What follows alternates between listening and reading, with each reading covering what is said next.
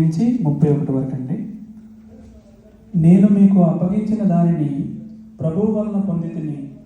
ప్రభువైన యేసు తాను అప్పగింపబడిన రాత్రి ఒక రొట్టెను ఎత్తుకొని కృతజ్ఞాస్తుతులు చెల్లించి దానిని విరిచి, ఇది మీ కొరకైన నా శరీరము, నన్ను జ్ఞాపకము చేసుకొనుటకై దీనిని చేయుడని చెప్పెను.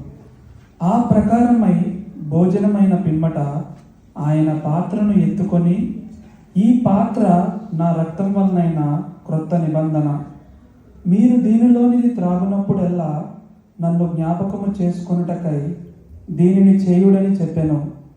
మీరు ఈ రొట్టెను తిని ఈ పాత్రలోనిది త్రాగునప్పుడల్లా ప్రభువు వచ్చు వరకు ఆయన మరణమును ప్రచురించెదరు. కాబట్టి ఎవరు అయోగ్యముగా ప్రభువు యొక్క రొట్టెను తినునో లేక ఆయన పాత్రలోనిది త్రాగునో వారు ప్రభువు యొక్క శరీరమును గూర్చియు రక్తమును గూర్చియు అపరాధియగును. కాబట్టి ప్రతి మనుష్యుడు తనను తాను పరీక్షించుకొనవలెను. అలాగు చేసి ఆ రొట్టెను తిని ఆ పాత్రలోనిది త్రాగవలెను. ప్రభు శరీరమని వివేచింపక తిని త్రాగువారు తనకు శిక్షావిధి కలుగుటకే తిని త్రాగుచున్నారు. ఇందువలనే మీలో అనేకులు బలహీనులను రోగులనై ఉన్నారు. చాలామంది నిద్రించుచున్నారు.